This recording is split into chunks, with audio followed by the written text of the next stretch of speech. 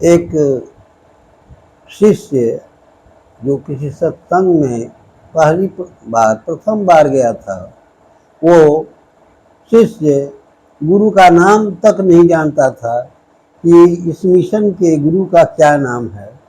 एक समय की बात है कि वही शिष्य बहुत दिनों के पश्चात ससुराल गया और ससुराल जाने के क्रम में बरसात का मौसम था।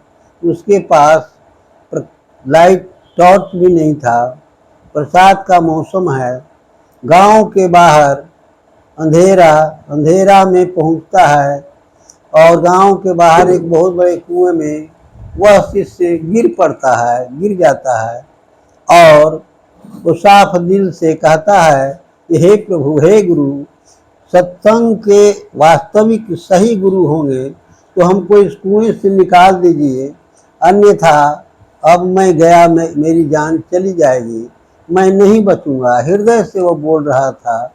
इतना ही में कुछ ही क्षणों में उसने देखा कि कुएं में कोई रस्सा या बरहा लटका दिया और उस बरहे को पकड़कर, उस रस्से को पकड़कर वह व्यक्ति बाहर निकल गया।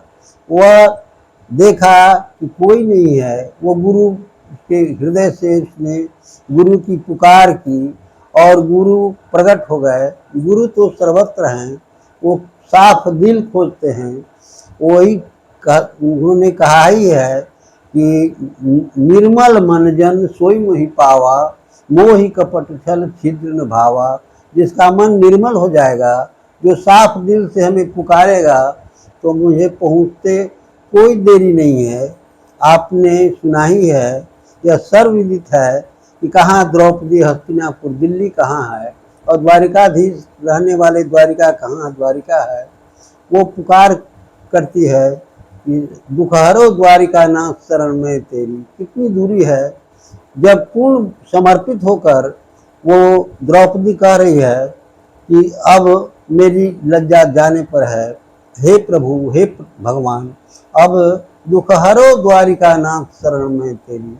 वो परमात्मा कृष्ण शीघ्र पहुँचते हैं और पहुँचते हैं तो पूरे कपड़ा का दुकान लेकर, रंगीन कपड़ा, साड़ी सब लेकर के कहते हैं दुशासन खींचो, दुशासन की भुजा थकित भई। खींचते खींचते उसकी भुजा थक गई, उसकी प्रतिष्ठा बच गई। कहने का मतलब यह है कि परमात्मा साफ दिल को खोजता है। साफ हृदय से, निष्कपट भाव से उसे यदि पुकारेंगे तो हर संकट में, हर मुसीबत में वो परमात्मा तैयार है और सर्वत्र है, सर्वज्ञ है। उसको आने में कोई देर नहीं है। इतना ही कहकर मैं अपनी वाणी को विराम देता हूँ। श्रोताओं को नमस्कार।